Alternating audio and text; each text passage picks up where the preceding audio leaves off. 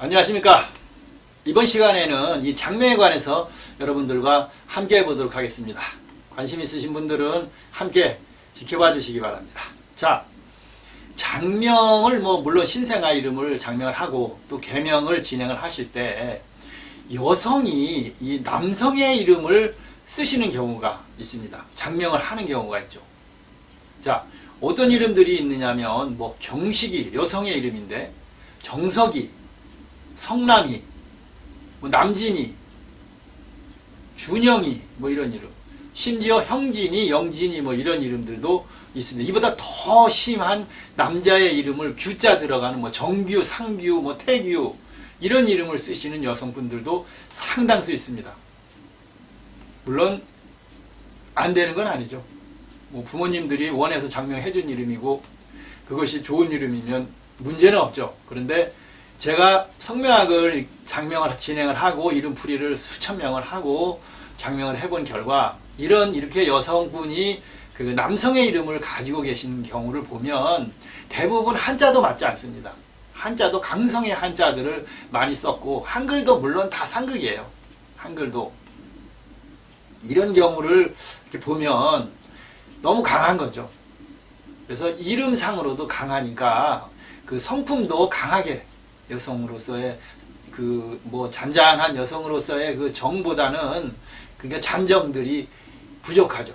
미흡하고 남편과의 화합을 잘 못하거나 그래서 남편 운이 굉장히 부족하거나 미흡한 경우가 상당수 많이 봤고 그 다음에 이 대부분 가정의 어떤 그 생계를 책임을 지시고 생활전선에서 많은 고생을 하시는 그런 분들이 대부분 이 여성이 남성의 이름을 썼을 경우에 발생하는 그런 문제들이다 이렇게 볼 수가 있습니다. 물론 예외는 있고 본인의 사주나 그 다음에 관상이나 인품 이런 경우도 다 포함을 해서 본다면 예외적인 사항도 물론 발생하겠지만 대부분의 이 이름들이 여성이 이렇게 남성의 이름을 쓰는 경우에는 풍파가 많고 고생들을 많이 하신다 이렇게 볼 수가 있겠습니다. 또 그 반대로 남성이 또 여성의 이름을 쓰는 경우가 상당히 있습니다. 희순이 대표적으로 이런 이름들, 순영이, 순희, 영주, 화영이, 심지어 지은이 이런 이름을 이 남성이 씁니다. 상당수 많습니다. 우리가 이게 몰라서 그렇지. 자, 이런 이름은 또 그 반대의 영향이 나타나게 됩니다. 소극적이거나 또는 강하고 진취적이지를 못하고 여성적인 행동과 언어를 실제적으로 하게 됩니다. 그래서 목소리도 이렇게 가냘프고 또 좀 연약할 수도 있고 신체적으로도 직업도 이렇게 종이나 꽃을 만들거나 이런 것들 머리를 손질하고 만지거나 무슨 아트 그림 이런 쪽으로 해서 상당히 여성스럽고 세심한 그런 성품을 가지게 되고 또 그렇게 운세가 맞춰져서 가는 경우를 상당수 많이 볼 수가 있었습니다.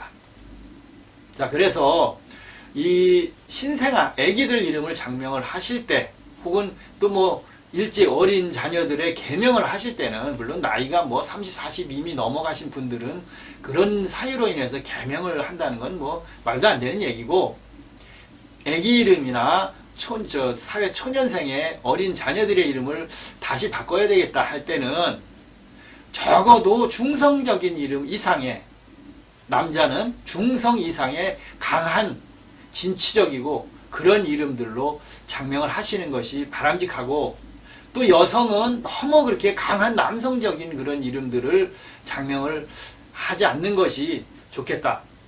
물론 최근에는 너무 여성적인 이름 희자 들어가는 이런 이름들을 선호하지 않습니다. 부모님들이.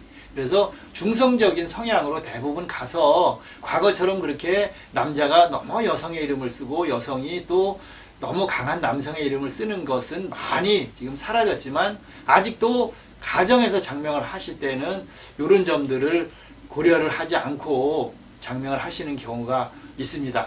물론 이제 할머니, 할아버님들 연세 많으신 분들이 계신 경우에 특히 그런 문제점이 발생해서 며느님하고 이 충돌이 굉장히 많이 발생하는 그런 상담도 여러 건 나타나고 있으니까 여러분들도 장명을 하실 때 안 되는 건 아니에요. 뭐 이런 얘기 하면은 또 뭐 흔히 많이 쓰는 개소리 하지 말아라 이렇게 욕하지 마시고, 제가 수년간의 어떤 그 장명 경험이나 이름 풀이 같은 것을 했을 때 그런 것들은 좀 이런 문제점들은 고려를 하는 것이 좋지 않겠나 해서 말씀을 드리는 것이니까 참고는 꼭 해주시기 바랍니다. 자, 오늘은 여성이 남성의 이름, 또 남성이 여성의 이름을 썼을 때 과연 어떤가에 관해서 여러분들에게 말씀을 드렸습니다. 고맙습니다.